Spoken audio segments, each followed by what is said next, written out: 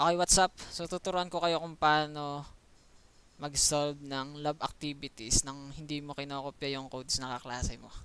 Okay, so dalawa yung kailangan mong gawin.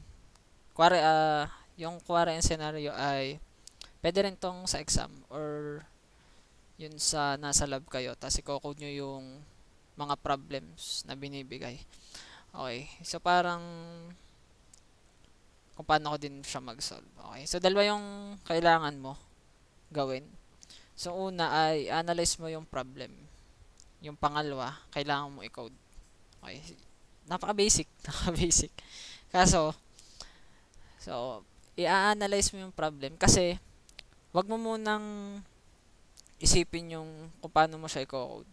Kailangan mo munang malaman kung ano yung point ng problem na yun. Kung wari ay pagko-compute ng final grade, ano yung kailangan i-code or kung ano yung i-input mo, kuwari ay midterm, prelim, yon.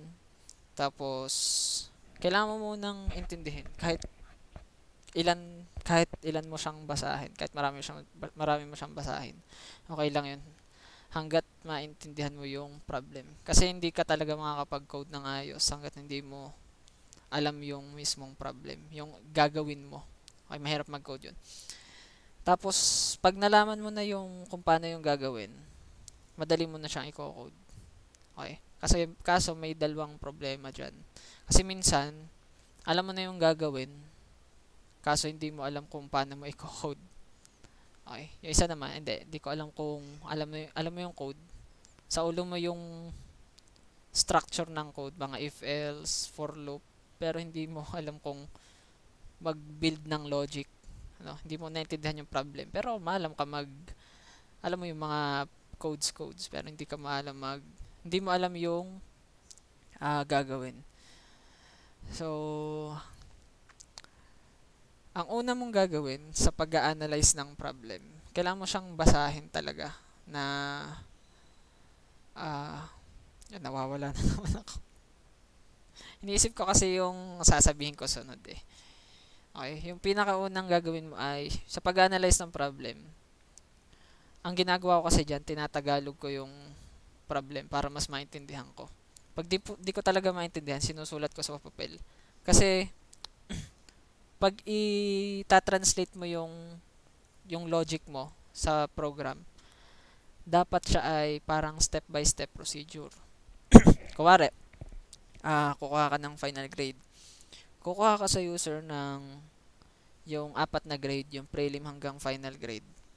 Tapos, so yun yung step 1, kukunin mo.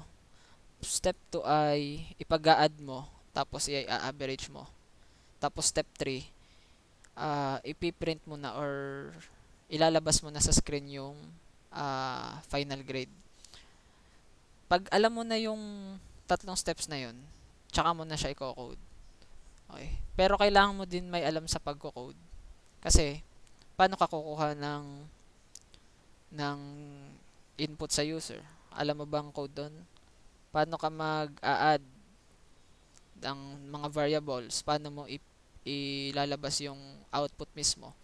So, yun yung kailangan mo din para sa programming. So, yun. Puro na ako eh. Ayun na kailangan nyo. And kailangan nyo din magbasa ng kailangan nyo maging familiar sa mga codes kung kailan mo to gagamitin, mga ganun. So, yun.